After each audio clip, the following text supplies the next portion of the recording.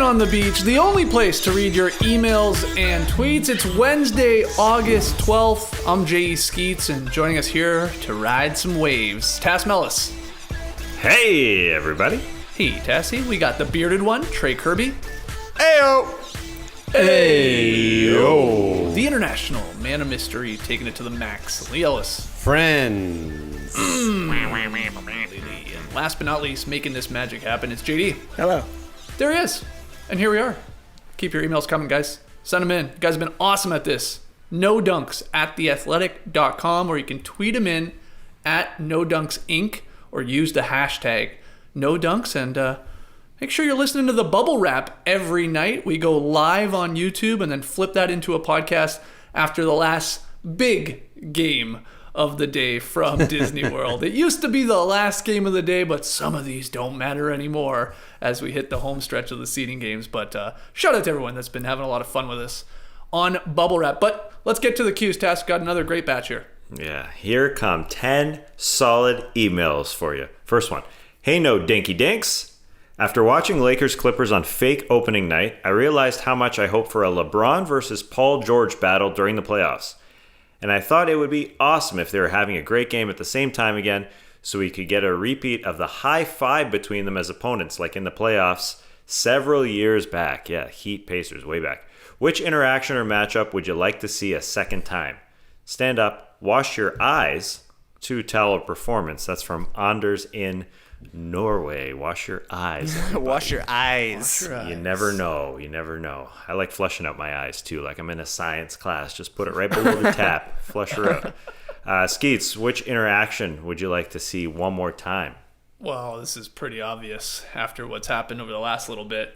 Give me Dame versus Paul George. Forget Paul George and LeBron. We need to see Lillard versus PG. Now, unfortunately, I don't think that's going to happen here in the playoffs unless the Blazers get into the 8th seed, pull off some upsets, and the Clippers go to the conference finals, and then we would have them play each other. But, you know, everybody knows the story by now. We've been talking about it on Bubble Wrap since missing those 2 free throws against the Clippers last weekend and got taunted by Patrick Beverley and Paul George. Lillard's gone bonkers. Like, they've unleashed the beast here. He scored 51 and then 61 last night. Shooting 55% from the floor, barely missing any free throws since they were taunting him. It'd be awesome to see They've squashed the beef, though, haven't they? Get to shut up. They've squashed it, sure. I want to see it on the floor, though. Something tells me if Lillard had another 50-point game and a game-winning shot versus Paul George, some words would be shared. Let's just put it that way, or at least gestures. So, can you imagine if Lillard knocked both Beverly and Paul George out of the playoffs again with another buzzer-beating series ender? Imagine that. That would just that would be incredible if he could. We can only dream, Lee. We can only dream. Yeah, it's not happening. Though I did see Ziller today wonder, could this have been 4D chess by the Clippers to spark the eruption of Mount Dame just in time for him to go nuts and get into the playoffs and maybe face the Lakers? I love that thinking from Ghostface Ziller there. Them taunting Lillard angered him enough that he's now going to get into the playoffs and maybe try and pull off the upset. But yeah, this is an obvious one for me, although like Trey said, very unlikely. Oh well, we'll have to save it for next year. Save it for next year, but I mean, that Clippers-Lakers matchup looks so tasty for some of the old school rivalries. LeBron versus Paul George is huge, but what about LeBron versus Joakim Noah? That was the first thing I thought when the Clippers signed him to a 10-day. Noah back in the Bulls days, LeBron with Cleveland and Miami. They were rivals for quite some time there. Who wants to go to Cleveland? Nobody. People do want to go to Los Angeles, as evidenced by LeBron and Joakim Noah both going to Los Angeles, but Noah has a way of getting underneath LeBron's skin, and you know that's kind of the reason he's out there, is to be an agitator.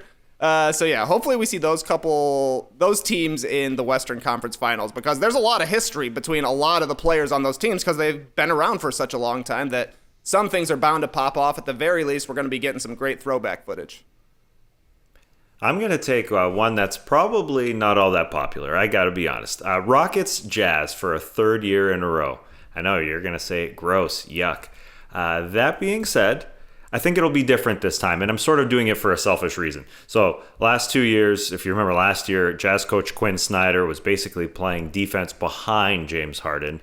It was absolutely absurd thinking back to what he was doing. Although it was creative, Nick Nurse gets all the creativity points in Toronto. That was creative from Quinn Snyder, but it didn't work out. I think it'll be a little different this time with Russell Westbrook in the mix, because who are you going to put Rudy Gobert on with this form of the Houston Rockets? This is just so different. Last year he could guard Clint Capella. Now he might be on Russell Westbrook at times. I think he'd probably be on Daniel House, but if he's on Westbrook, you're going to see an angry Russell Westbrook. You're putting Rudy Gobert on this guy?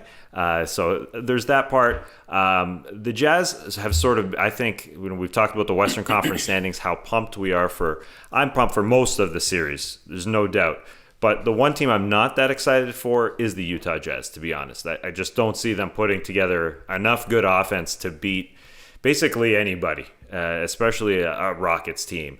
Because aside from Donovan Mitchell, I just don't expect Rudy and Joe Ingles and Mike Conley to have good nights on the same night. I've been a big Mike Conley fan, but it's not going to work out all that well. So this, to me, though, it would make a first-round matchup watching the Jazz a little bit more palatable, a little bit more interesting, because I don't see them going places. But against this Rockets team that they have a history with, that they'll get creative with, that there'll be some animosity towards, I think it'll be a little bit more fun than the previous two iterations of the Rockets taking care of business with the Jazz.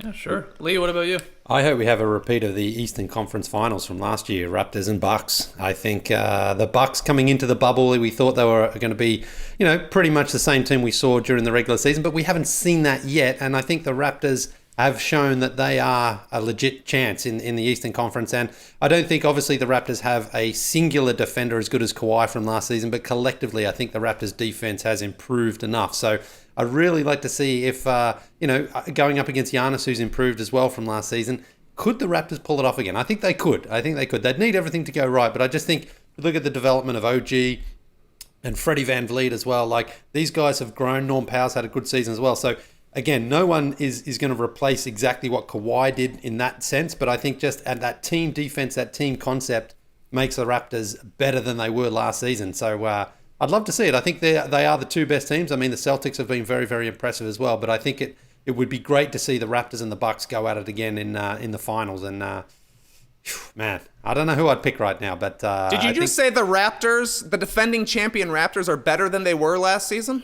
I think overall their defense, I honestly think their defense is better collectively as a unit, I think, because you've seen guys grow this year. Like, remember, OG didn't even play last season in the playoffs, and so he's come along and he's been. That's because they had Kawhi, but so they didn't need him. He was injured. They were better last year. He was injured last year, OG, and Fred Van Vliet has really stepped up this year. So I just think the growth of that team. And all season long, they've been very, very good. So I think it'd be great to see. And whether or not the Bucks would put the Raptors away because they were up on them last year and then they couldn't close it off, or would the Raptors be better? I think that would be a great series to watch. And we're recording this, fairly early on a Wednesday. We don't have word yet on the suspension if it's coming for Giannis, do we? We don't know if he's getting a game or 2 or 3 for the headbutt on late Tuesday night to Mo Wagner, where he just right in the ear just dropped his head into him. Got ejected from that game, but a lot of us suspect at least a game suspension. And Lee, you thought more, so maybe that goes into the playoffs. I think he's getting 2. Yeah, we don't know yet. Just one final thing to bring it back to Lillard. I saw Frazier Approves on Twitter tweet this. I want to get your take, guys. He wrote, Damian Lillard is the evolutionary Gilbert Arenas. He can score like crazy and he's a lot of fun to watch, but he's not a transcendent talent. We get a guy like that in every generation. I just interested to hear your thoughts on the comparison to Gilbert, because I was talking not too long ago about Lillard, it just has that Iverson vibe to me when it's all said and done, his career and stuff like that. The smaller guy just is, just a pit bull and can get you a ton of points and go off. We saw Iverson go for 50 and 60s in playoffs and stuff like that and hit big shots. But Gilbert Arenas, what do you guys open up the floor here? What do you think of that comparison? I don't approve. Frazier approves. I think he's a little bit closer to Allen Iverson in that he'll have more of a cultural impact than a Gilbert Arenas did. Like, he won't have quite the cultural impact that Allen Iverson did, but he is a one-team guy. People think he's a loyalist. It's totally true. He's got the musical career. He's got more of a even persona than Gilbert Arenas, which is something. So I think he's closer to AI. He's not on that level. I don't think he'll ever be on an AI MVP level, take a team to a finals type level like that. AI did a lot, but more than Gil.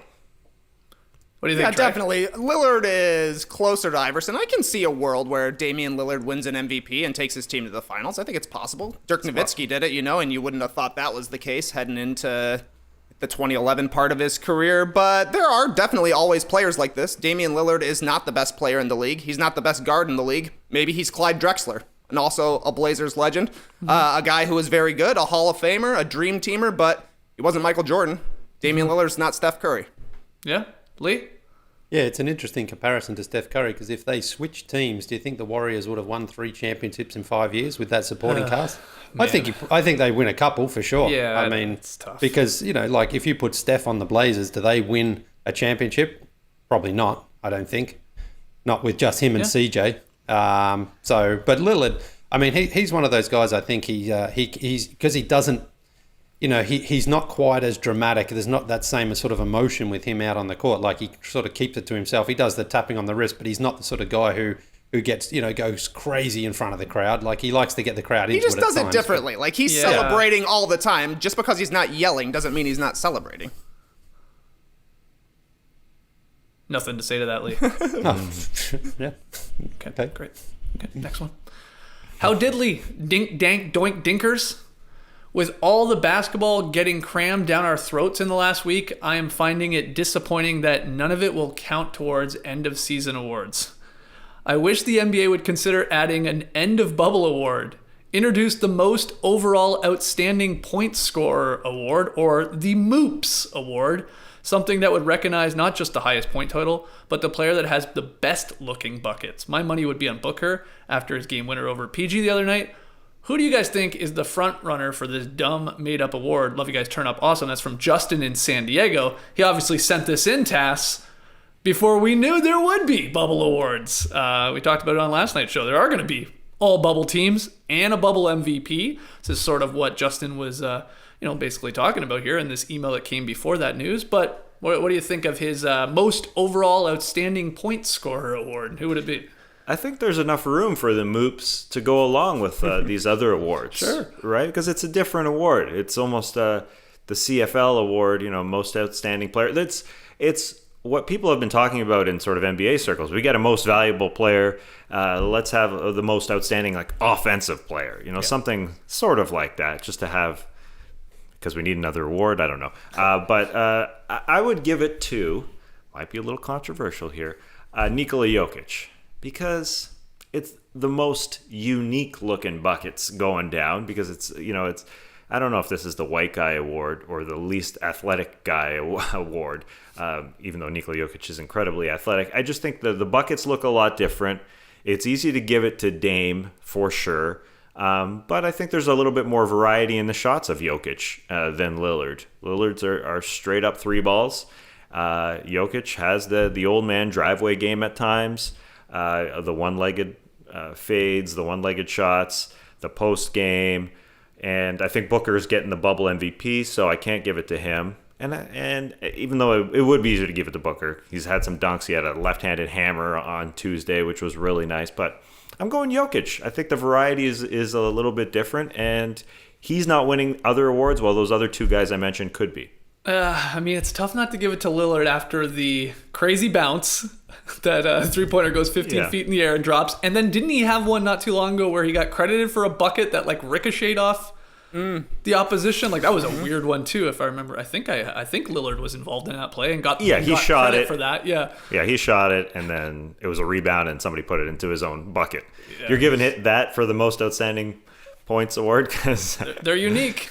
They're very unique buckets. That's and true. Then, he also just went for 51 and 61 too. But I think I'd have to go Lillard. But I like your case for Jokic. Anyone else, Lee?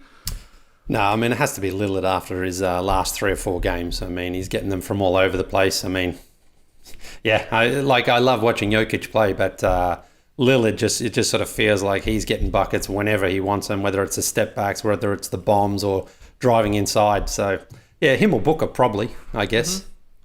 See, I looked at it as best looking buckets, best individual made shots, and there's only 3 that really make the list for me. It's Booker's game winner against Paul George, an iconic shot with the virtual fans reacting in the background. That was great. Lillard's bubble bounce, 20 feet up in the air, no doubt about it. And my third contender would be Kyle Kuzma's game winner, but only the one that was shot on the rail cam, because he's like running right next to the rail cam. That one to me looked scripted. The shot was money. It was an LA game. So I would put that one in the nominees as well.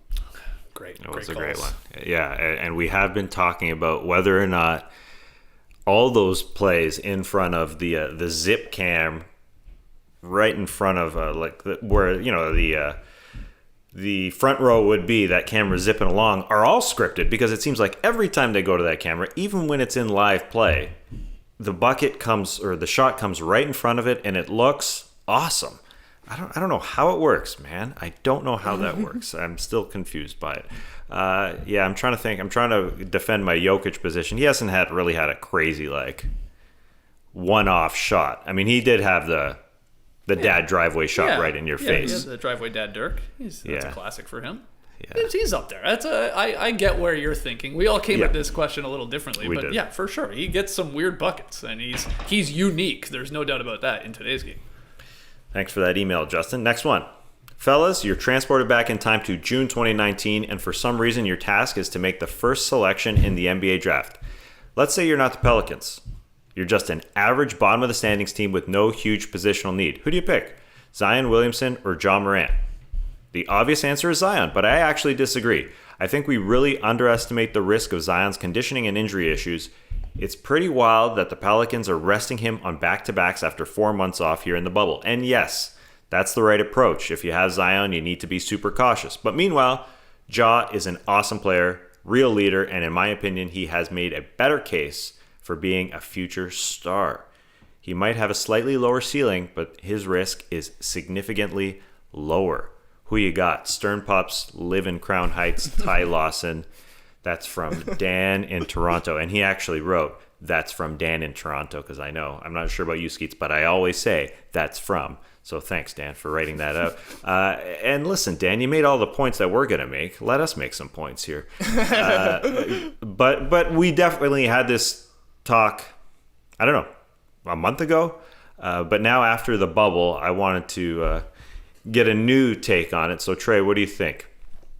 For me, it's still Zion. I know this has been an underwhelming rookie season for him. He's played 24 games right now. Hasn't looked great in the bubble, but to me, that means the worst case scenario is Blake Griffin. Blake Griffin missed the entirety of his rookie year with a broken kneecap, and he's battled injuries as he's gotten older. He's had a lot of times where he's been out of the league, but he's also, or out of the lineup, but he's also been an MVP candidate. He also made the Clippers a team that would want to acquire Chris Paul, which made it available for them to get Kawhi Leonard and Paul George eventually. Blake Griffin put the Clippers on the map. I think any team would be happy to have a Blake Griffin. I think Zion can still be better than Blake Griffin. His rookie year has been a disappointment. You know, we were all hyped to see him in the preseason. Lee went down to the very first game down here in Atlanta, and then we didn't get to see anything for months and months at a time, but now he's going to have a couple of months to work on his body. He should come into next season in the best shape he's ever been in. And, you know, after 1 year, I'm not ready to write a guy off. Ja Morant has been great, but there are a lot of great point guards in the league. They seem to come around a lot more often than big guys who can really make a difference for your team.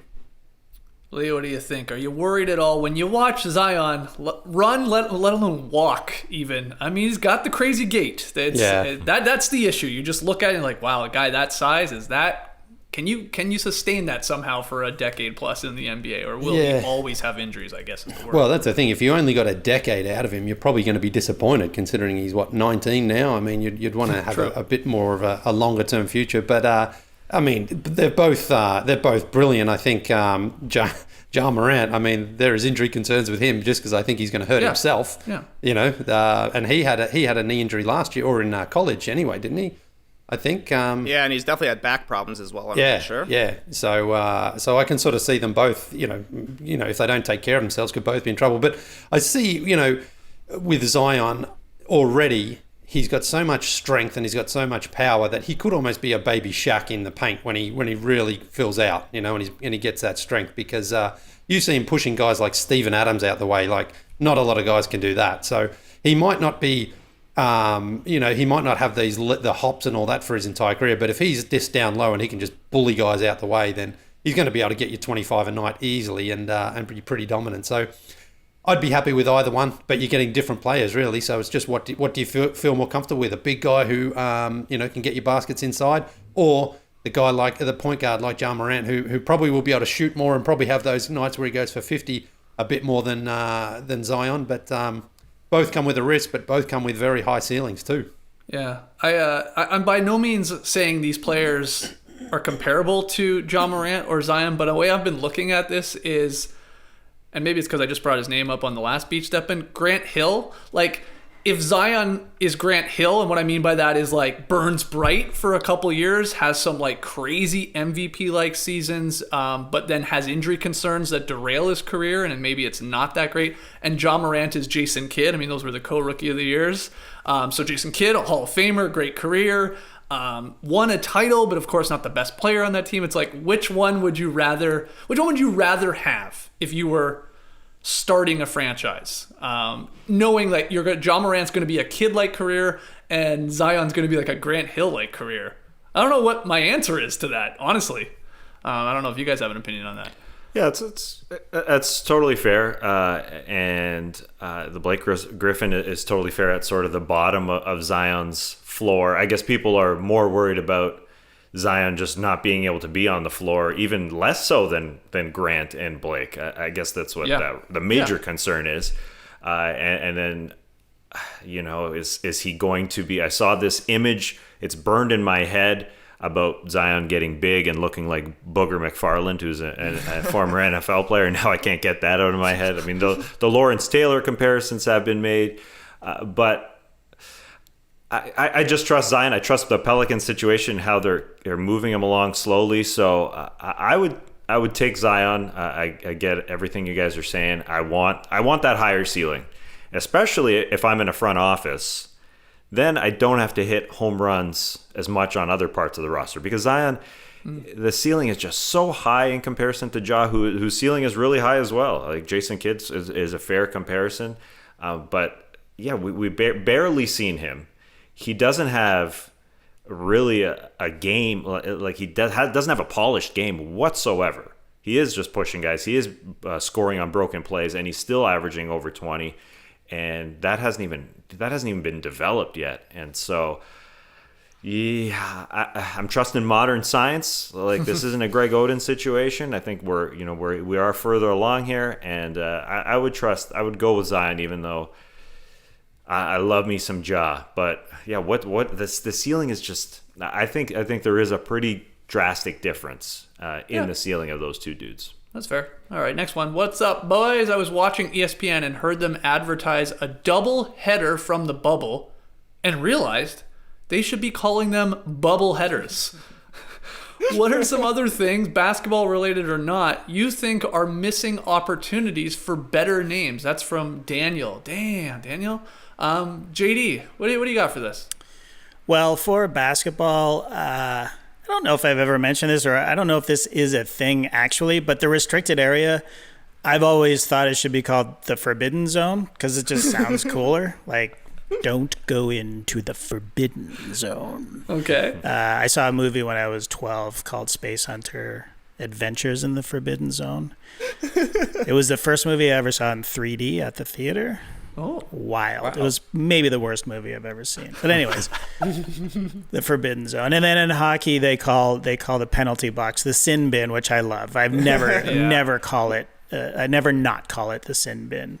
But yeah, I mean, and then outside of sports, like Jackson as a kid, he referred to a hamburger patty once as a meaty circle. So we only call them meaty circles from now on. And he also referred to hanging out by a campfire. He calls that campfiring, which I like. Yeah, that's good.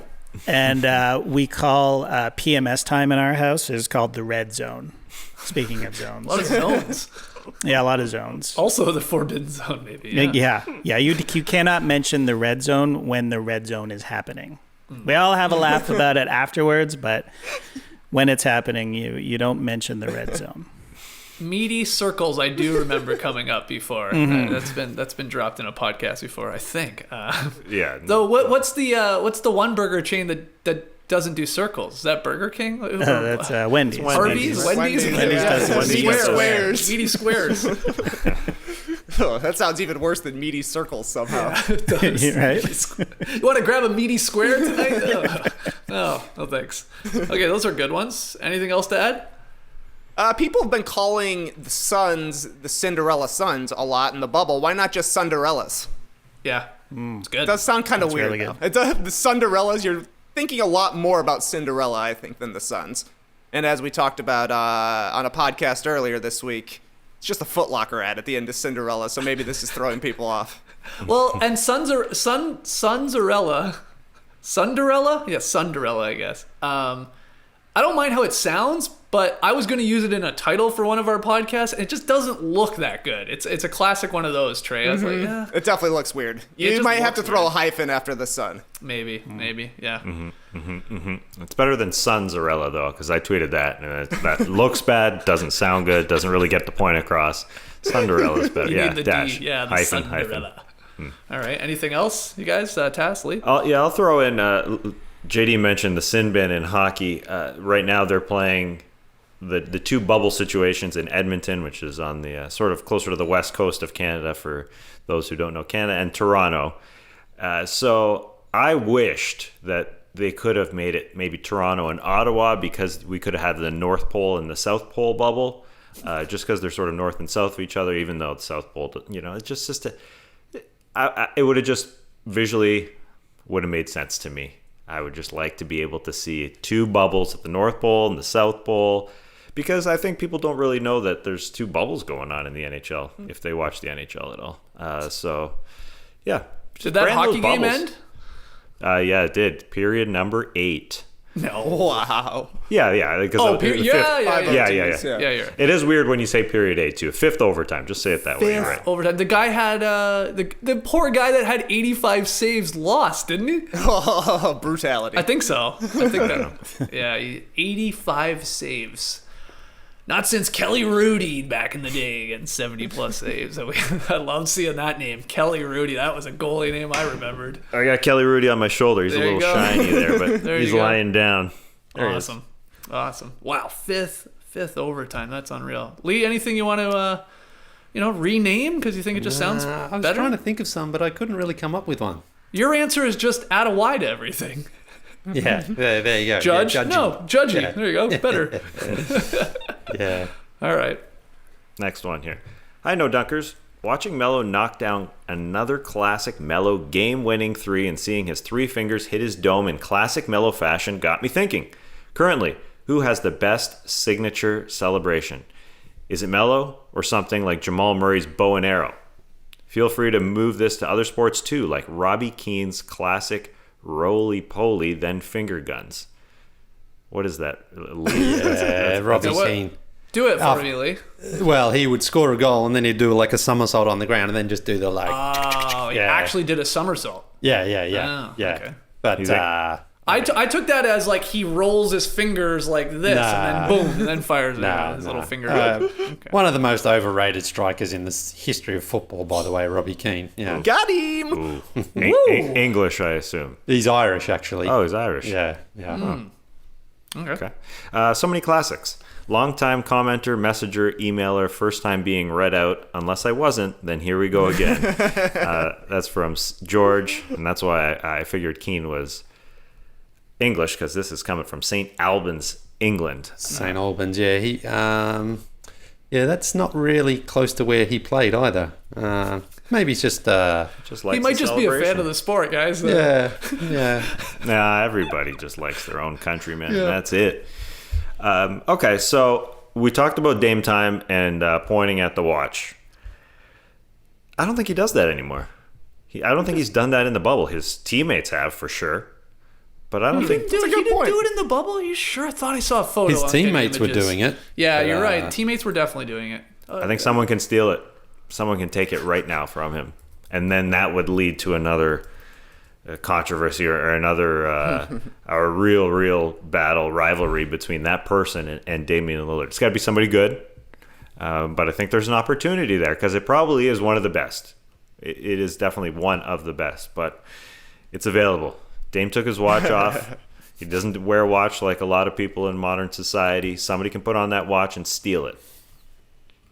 Isaiah Thomas, once upon a time. Remember that? That same season, they were going back and forth about who actually got to wear that watch. So I guess it's his right now. I do love Melos. I love the 3 to the head. So you do see I. that in pickup games. And I also, we haven't seen it for a long time, but I like the Draymond flex because it's like he's putting his arms up, but he's not really flexing his muscles. You know, it's just kind of showing the elbows. I think that's good. And if we're taking it off the basketball court, Lee, I know you love watching guys sock dingers. You compared Judgy to the great home run race of 1998.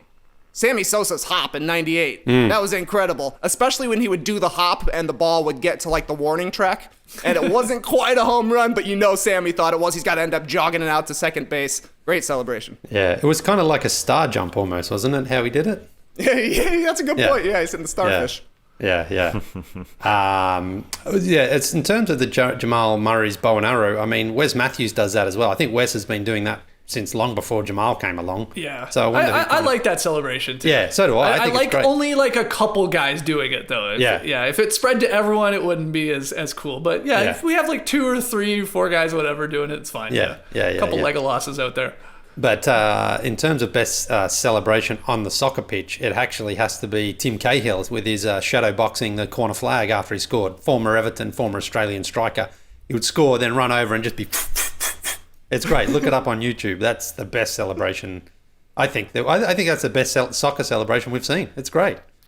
Really? No love for Crouchy, the big robot. Yeah, I mean, Crouchy's a fun, big, dorky guy, for sure.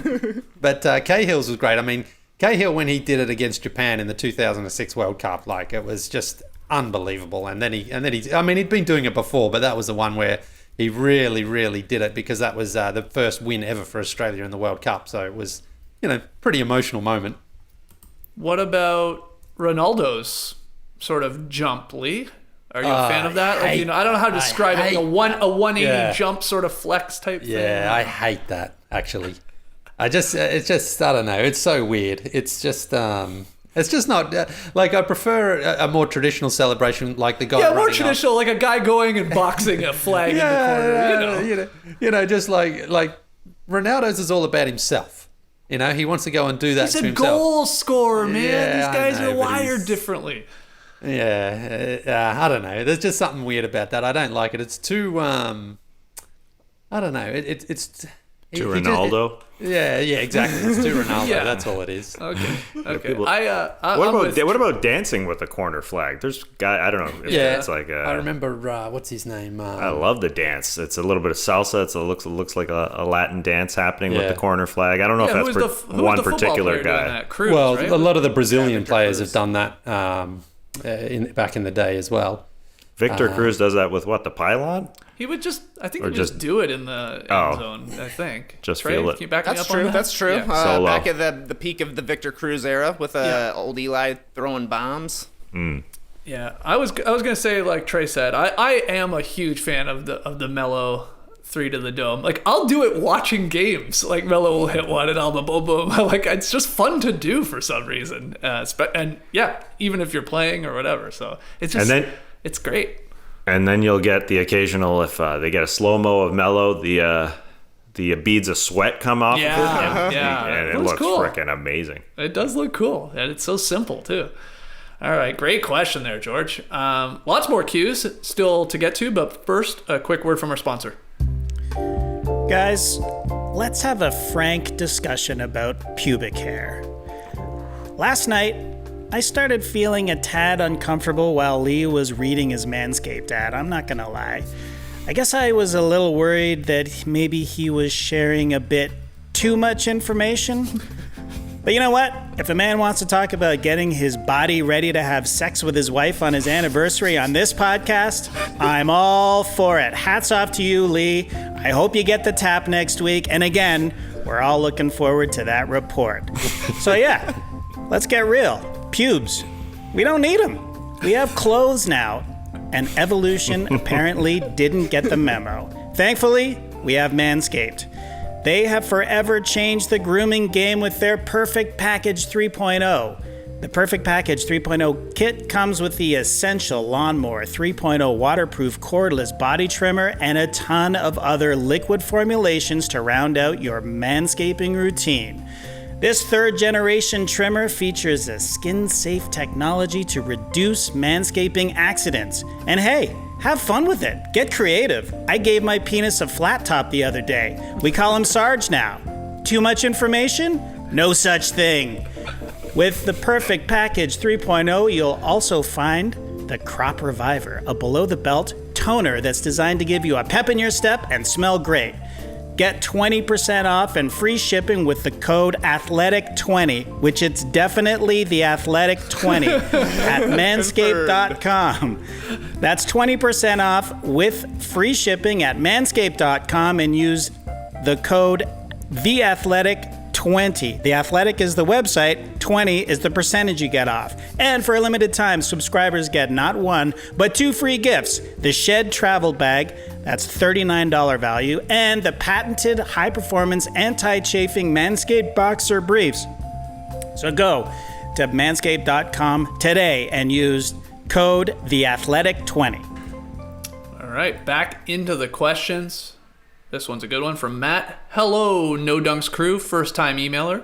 I've been listening since the TBJ days, way back in the day. To set up this question, I'd like to share an amazing MLB Say What?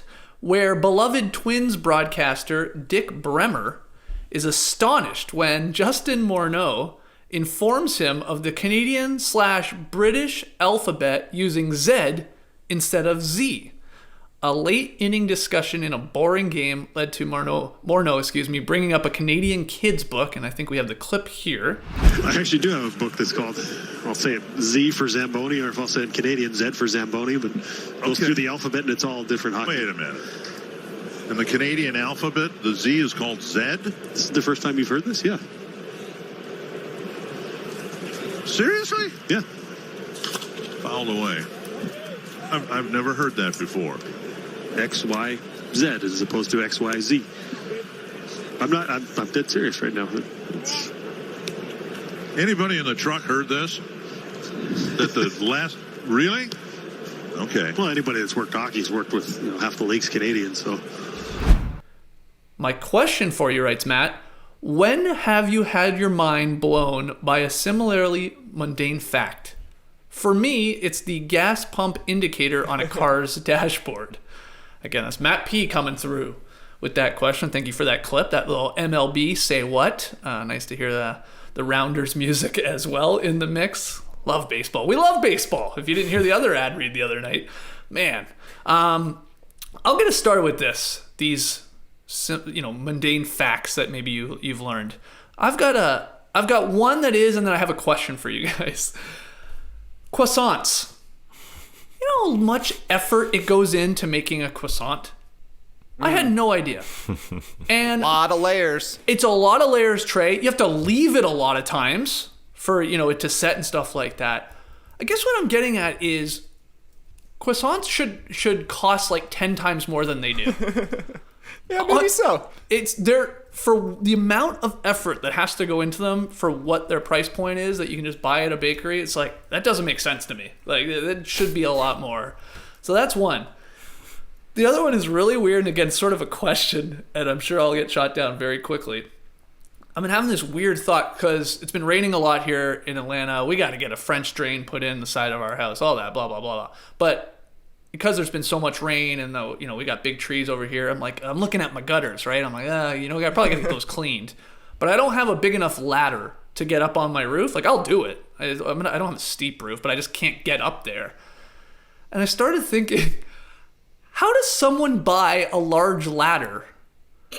Because how do I get a really large ladder to my house? Like, is it sent to me? Like, what do you do? Like, how do I just I'm fascinated by this thought because I have a normal 6-foot size ladder. I have that, but I need a bigger one. What do you do if you I got a small Trax, a Chevy Trax? How the hell am I going to get a giant ladder from Home Depot to my house, Tass? It's a great question, Skeets. Well, it's folded down into sections. I guess it's not folded, but it's like... those are. I mean, I was a window washer, my man. I know big ladders, and they're big. They're, even the ones that obviously extend, they're still. I know big ladders. Okay. Yeah. Yeah, but it's the same thing as you can't transport anything in the Chevy Trax. You need a pickup. Anything you need a pickup for, you could do with a ladder. I mean, that didn't make sense what I just said. If I had a pickup, I can get one of these giant ladders? Yeah, I don't know. I'm not convinced. Because it's not full length at all times. It breaks down into, like 5 increments of the equal length. And it's not that much bigger than your ladder afterwards. I mean, it's bigger, but... it's bigger to me. Okay. I don't know. You got a roof rack on that Trax? No, I don't. I guess that could be another option. I do always feel weird when I see somebody with something really long in the back of a pickup truck and it's hanging out way farther than their truck, but they just put like a little piece of orange tape on it and you're like, okay, I guess that's up to spec. I guess you've reached the codes and the requirements. Totally fine to be on the road with this. I'm sure it won't tip out. Yeah. I mean, another option is we just get a couple people in the Trax and we just hold it out the window while we drive home. Okay. That I actually feel like that's more safe than me attaching this giant ladder to my Trax. I trust you guys just to hold it more. Are you gonna have Nora hold the bottom of the ladder though when you do have to get up the top? I mean, I'll either but also I could just hammer something like you can put something at the base of it if you want. But you should have somebody hold it. Yes. Yeah.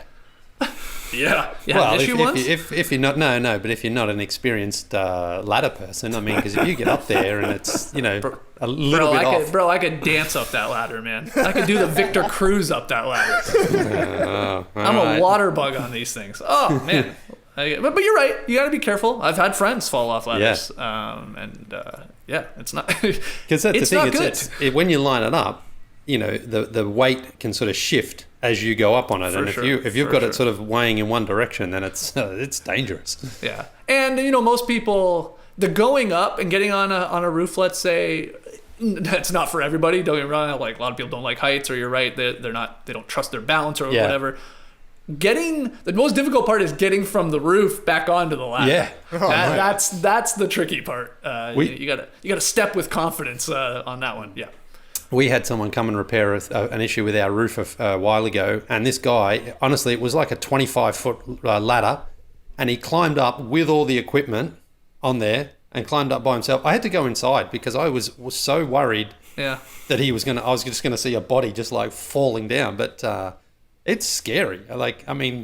Because if you're carrying all that stuff, if you just tip it slightly in one way, and he had a good stand at the bottom of it, but it just didn't feel all that safe. And then he climbed up on the roof, went over and did it. And then, he came back. And I'm like, I think you need someone to hold that ladder while you're getting on there. But he didn't. So, just be careful. I'm not going to, I refuse to go buy a giant ladder. So I think my neighbor has one. I think I'm going to do the classic, can I borrow your giant ladder? Like classic move. Yeah, I mean, why would if it's right there? He's using it once a year too. I mean, I'll say, here, I can buy you a case of beer. Let me use your ladder. Like, everybody win. It's a win-win then. Yeah? I don't have to drive. I don't have to have you guys come over, get in my Chevy Trax, hold a giant ladder while we bring it back from Home Depot. Then I got to store the thing. Yeah. Okay. Anyway, that's my mundane facts. What do you guys have? I think it's weird that the lighter was invented before matches were invented. Because you look at matches, they're made of wood. Wood catches on fire. But somehow the technology of a lighter where you're actually flicking it and holding it down and releasing that gas onto the flame, that came before matches that you just go shh, shh. It feels like matches would have just been accidentally invented, 500 years ago when something caught on fire. They're like, oh, we can use this tiny fire to catch everything else on fire. But I guess they had to figure out flints before they figured out whatever the little igniting stuff is at the tip of a match. But it was just very weird to me whenever I found that out, because matches seem so analog, whereas a lighter feels like the bare basics of technology, but still technology. Yeah, it's a good one. What do you got, Lee? Well, I don't know if it's a fact so much as it's something that's interesting is when, because the US is the only country that has Fahrenheit still to record temperature, right? And people really seem to be like completely unable to figure out what a sort of comparative temperature is, right? And it's not that hard. It's not that hard because, I grew up watching American shows. So like Fahrenheit was kind of introduced from an early age. And 70s, not too bad. 80s, it's starting to get warm. 90s and over is pretty hot.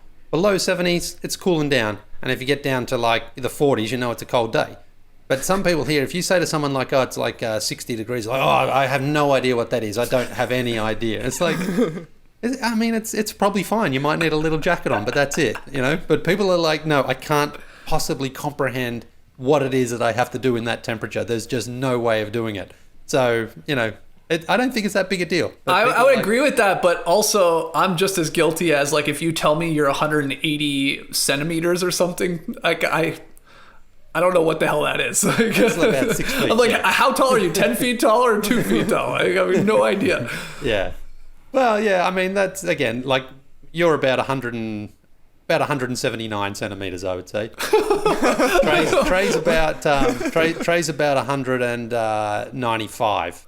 I would say. Okay. Yeah, again, I struggle with that. That one's weird. And what about like stones? How many stones am I? Yeah, well, so stone, 2.2 kilos per stone. Oh boy. So you are, how many kilos are you?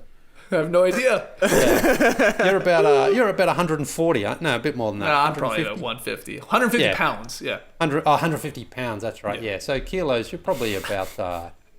No, stone. You're probably... Okay, don't worry about it. It says one stone is 14 pounds. Oh, there you go. So almost 11 stone.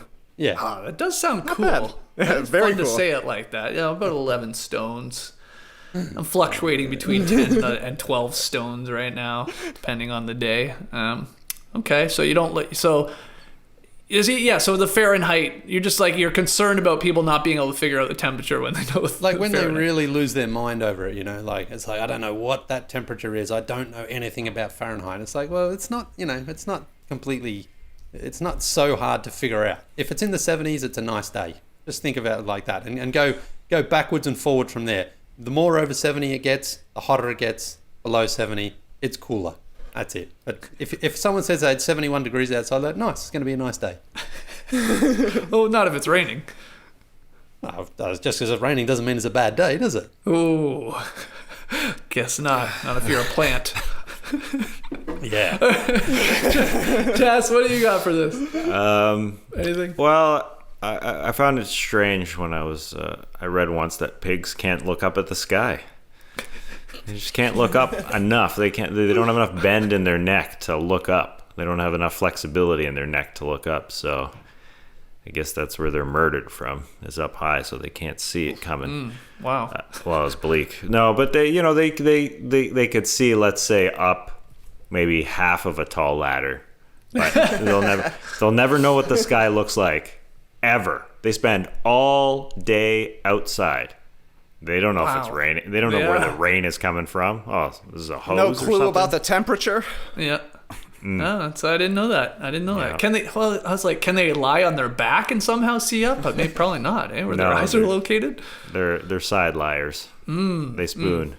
Yeah, they can't. JD, you got any cool facts for us? Well, with Bubble, we're in the midst of the Bubble, and we have a show called Bubble Wrap that we exclusively own the rights to.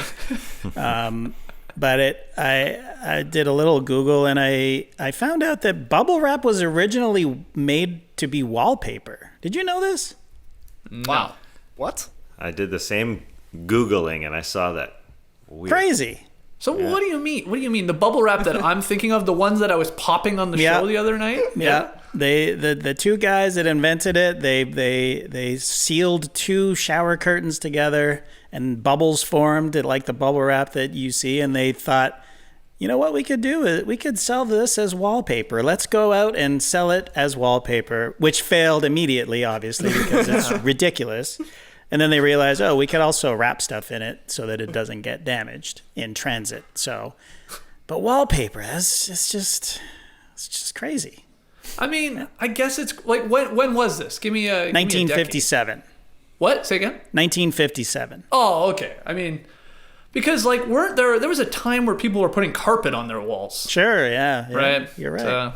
The texture, I don't know. That is strange though. That's more of the 70s, so maybe they were just ahead of their time. Yeah, maybe. Could have been. All right. Lots of nice little facts for you. Make sure you fact check us on all those, though. We don't really know if they're please. true. Let's get to the next one. No dunks. First time, long time. Thanks for all the great content during quarantine. Not sure if this question has ever been discussed before, but here we go. Depth of talent on a roster can have a significant impact on winning championships. But time and time again, the teams that win always have superstars leading the way. It got me thinking. Can you make a championship caliber team comprised only of current players without all-star appearances? So current players, no all-star appearances. Okay. That's from Max. We can do this. Max. We're going to do this together, though, all right? I'm going to give a bunch of guys that have never had an all-star appearance at a particular position, and we can sort of vote on who we would put into our starting lineup, all right? So before we start, I'm sure I'm going to miss a few out there. You can get upset with me. Tweet at me, at Jiggy Skeets. I don't care. Point guard. I put 3 guys down on the list for our championship team we're going to try and build that never made an all-star team. Ja Morant, obviously being a rookie. De'Aaron Fox. And then SGA, Shai Gilgeous-Alexander. Which of those 3 guys do you want to put on as our point guard for our championship team here? Ooh. It's tough. All 3 are great. Can I throw Jamal Murray in there? No, he's not a point guard in my opinion. What is he? He's more of a shooting guard, I think. But I have him in the shooting guard list. I'm doing a classic Lee Ellis here. Jesus. It's infuriating, isn't it? Yeah, of those 3, you got to pick, Lee. Give me. You would take Jamal Murray over any of those 3, by the way? I had him. Expected him to make the All-Star team this year. He started off pretty badly, but give me Shai. Okay. Yeah, Okay. I'll take Shai too because I would take Ja probably as a guy long term, but I assume the rest of our team is going to need a little defense, and I think Shai's length is going to help us out. Okay. I like that. Let's go Shai. Shooting guard. This is where I put Jamal Murray Lee. He's like a point shooting guard. CJ McCollum, Zach LaVine, and Jamal Murray. Yeah, I know. Trey, you go first. Who are you picking from that? I think I'm going CJ McCollum in that one. I think Zach LaVine has become a little bit underrated at this point because he's playing on a dumb team and with a dumb coach, and it seems like all he can do is score points. But he does score points pretty well. That being said, I think I'm still taking CJ. He's a little bit closer to that all-star level, and he's had some playoff reps. Yeah, CJ is the most accomplished so far out of those 3. So, Okay. it'd be down to him or Jamal for me. Zach's a little bit further behind, so CJ. Okay. Yeah, just to piss you off here, Skeets, are you getting Jaylen Brown in as a small forward? Jesus, just let me get to the next position. Yes. All right. Well, you never know, man. Small You're not being forward. Marcus Smart about this. Could have got Marcus Smart forward. in there. Marcus Smart isn't making this team. Jesus. Jaylen Brown, Michael Porter Jr., Karis LeVert as a small forward. Jalen. I think Jalen too. I love the defense we're going to get there. Okay, so we got SGA right now, CJ, Jaylen Brown. Power forwards, Zion Williamson, Danilo Gallinari, John Collins. I was trying to keep it to 3 all the time here. I guess, are we going Zion? I guess we got it. Yeah, Ugh. I think so. I think you probably would, but I don't know. That's a tough call. This is a very young team to try and win a championship. That's why, they haven't got all-star appearances yet. I'd probably go Zion. Okay, we're going Zion. Lee dropped his mic, so we can't get his opinion on this. All right. Yeah, we can hear Yeah, you. sounds good, actually. Yeah. Sounds better. All right. And our center position, Miles Turner, Serge Ibaka, Montrezl Harrell. Serge. Yeah, it sort of felt like having a vet guy on the squad here. He's a proven champion. Miles Turner is good, too. Yeah, but he hasn't had a good bubble, Miles Turner. He's frustrating at both ends. Defensively, he gets killed a lot of the times defensively, and offensively falls in love with that three-pointer a little too much. Okay. I'm fine with Serge. I'm down with that. So that's SGA, CJ McCollum, Jaylen Brown, Zion Williamson, Serge Ibaka. Our 6th man is going to be probably Lou Williams.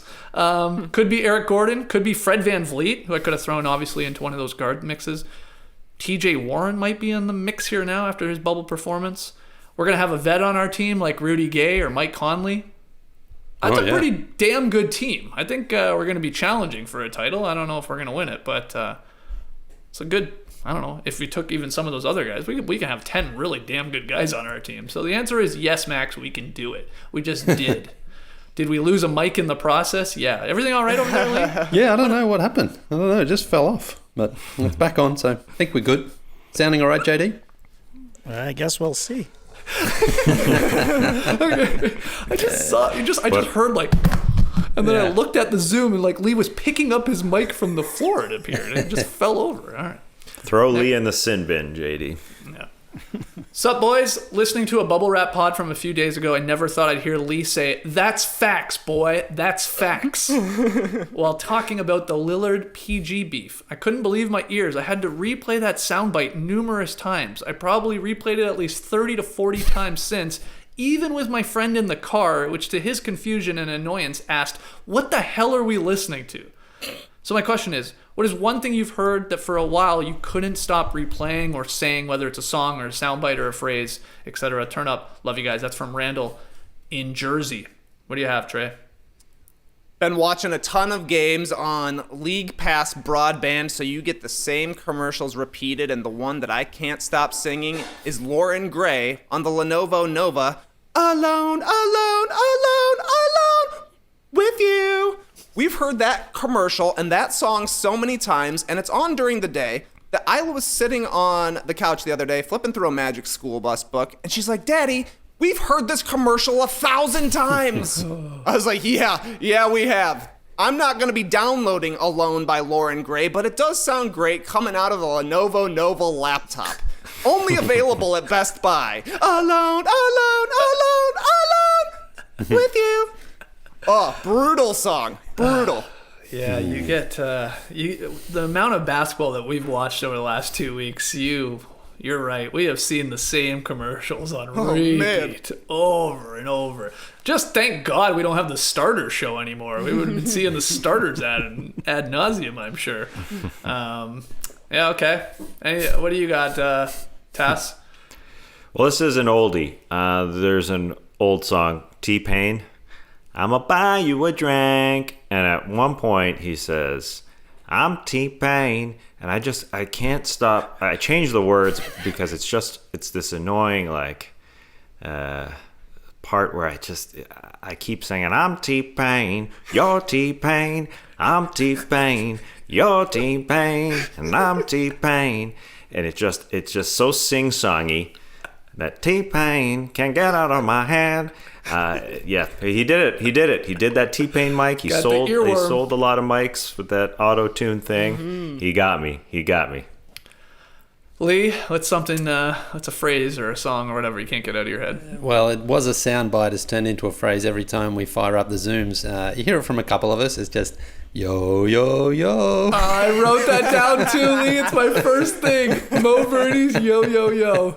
You're right. One of us, if not two of us, always do it when we fire up these things. Yo, yo, yo. I know I'm guilty. I do it all the time.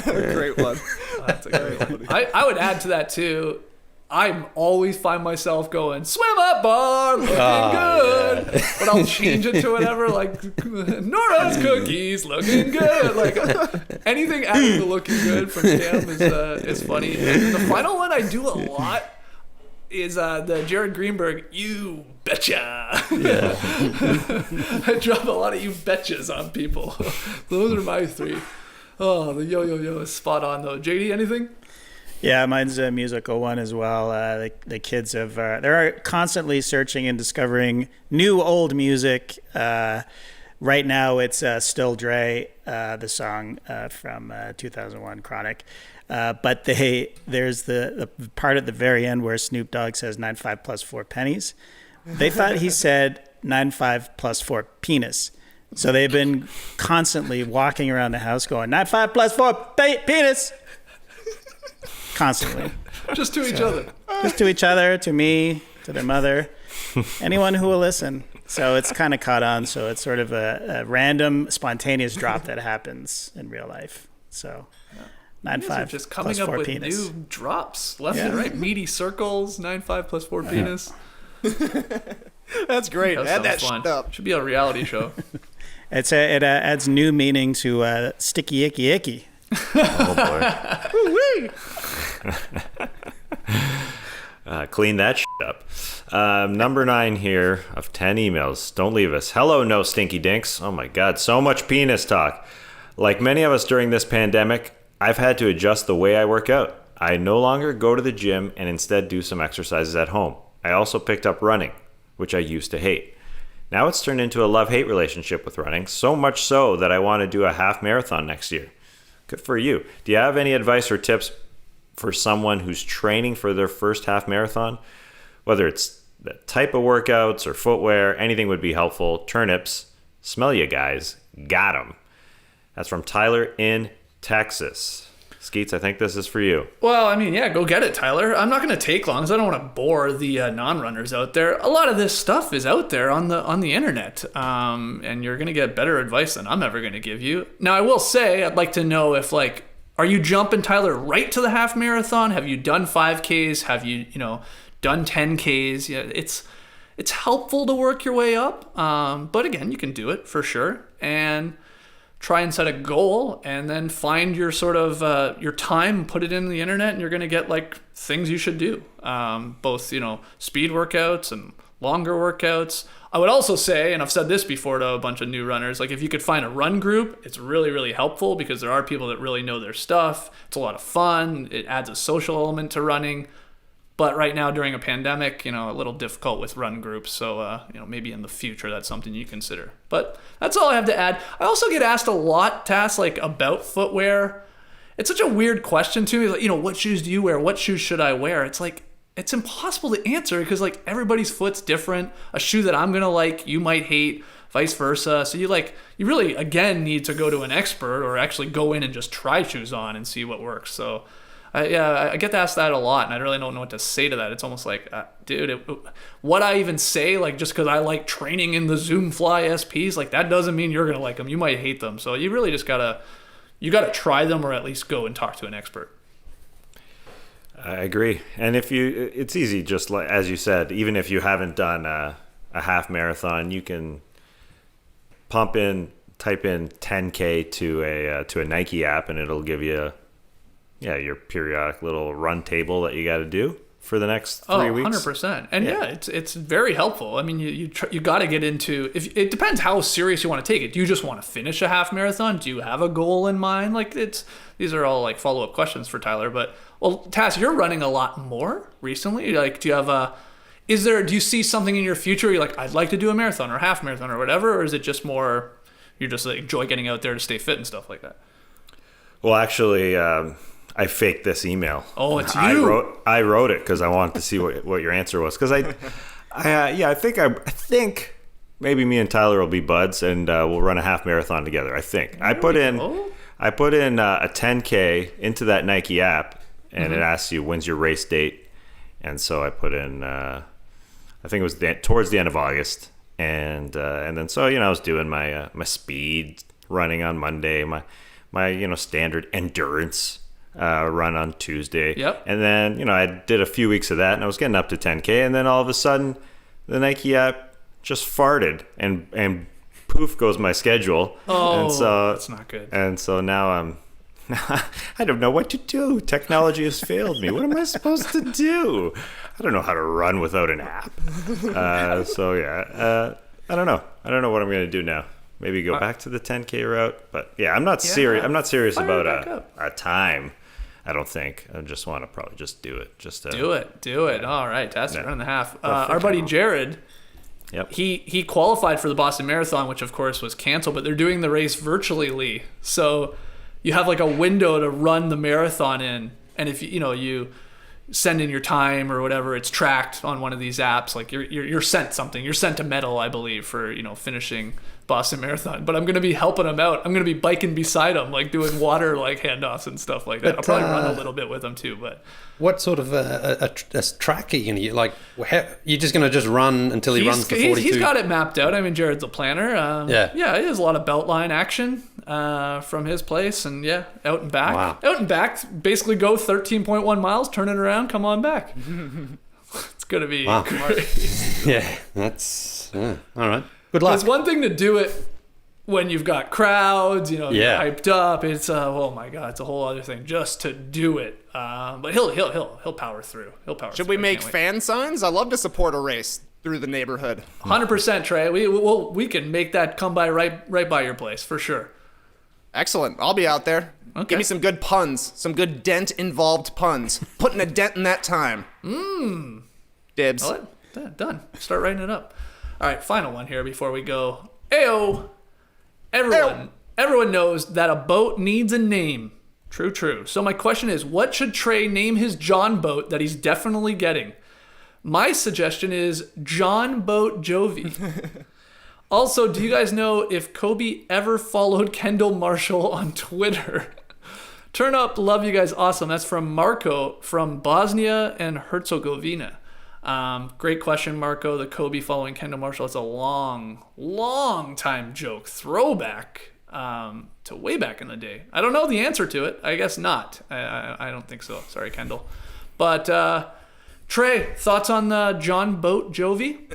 John Boat Jovi is very good. I can't deny it, but I'm probably not going to name my boat after a 1980s rocker. I'm not Lee Ellis. I'm going with Rippin' Lips. That's going to be the name of the boat. But, for a nickname, I'll probably occasionally call it John Lure and any other sort of NBA-related name. Feel free to toss them at me. And with regards to getting a boat, we've been cleared to get a boat around here. It's just going to take until next year. Laura's like, if you still want a boat next year, at least I can understand it. If you can prove to me that you want to be fishing for 6 months, you can make a terrible decision and use this a couple of times. But at least we're not doing it now. Yeah, that's smart. That's smart because you're really into it right now. But yeah, let's see where you're at 6 months from now. It's a great call by Laura. Oh yeah, I think exactly. you'll be there. I think you'll be there for sure. Yeah, it's still gonna be nice out. That's the thing. Is in Georgia, you're getting 10 months outdoor fishing on the lakes. You gotta love it. So yeah, I'm checking the sale sites all the time. I'm texting people. I'm trying to get everybody on board with it. They pop up. There's always another boat. There's always another fish. I'd like to catch one of each. I saw Graydon recently too because there was talk you were gonna go half-sea with Graydon on a John boat, and he shared that news when he was here with Tara and his wife. That was the first she had heard of it. Shocker. What? I said, oh yeah, you didn't know? You don't listen to the podcast? I think they're buying a boat together and they're gonna park it at your place. What? No, they're not. So you got tons of street room. Put it right in front of the house. So, she came around on it. Yeah, see, you can eventually talk almost everybody into getting a boat. And then once you have it, it's going to be a disaster. It's going to be like, why? Like Tess has said, the quote about owning a boat is that you hate owning a boat. There are 2 days you like having it, but still, people want them. People want that first day. Yeah. And you got someone to transport it. You can just put it on the track's roof, Skeet's roof. I'll just hold it. Perfect. As we drive behind your station wagon. Oh my God. Yeah. You got to name a boat though. That is true. That is definitely a fact that I think we all knew. Can't have a boat out there on the water. It doesn't have a name. Lee, what would you name your boat if you had one, mate? Boaty. Hey, Boaty Bodie. face. Boaty McBoaty face. Yeah, but hey, listen, follow the Yacht Mogul on Instagram if you want to get really envious about boats. They have some incredible things out there. A little bit out of our price range right now, but it's one of my favorite new accounts to follow. It's just incredible, some of the yachts out there, some of the toys that people have. So that's what I'm hoping for if I ever get a boat, one from that. Hey, man, start with the Johnny, work your way up to a yachty. Yeah. All right, let's call it there. Another fun episode of Beach Steppin'. Thanks to all of you guys for all your great questions. Keep them coming. NoDunks@theathletic.com. Tweet them in at NoDunksInc.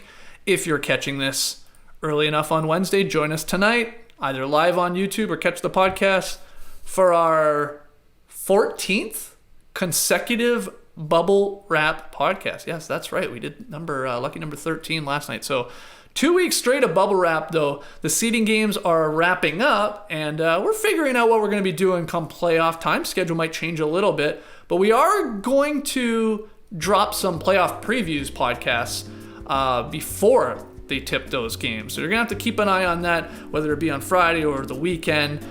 We also, of course, have the bit of a, not an issue, but you have the play-in games and when that wraps up and who's the 8th seed. But we'll get to them all and we'll make our predictions. We'll talk out all those series and key things to watch. Those are always some of our favorite podcasts to do. So we'll have those coming up for you a little bit later in the week. But like I said, the bubble wrap still continues. Got a few more left in the can. Clipper Bros. You heard it here first. Have a great time. Turn up. Love you guys. Awesome. Thanks for joining us. And remember, Lil Yachty is not the name of a boat. It's the name of a man. Brace the day, people. You could stay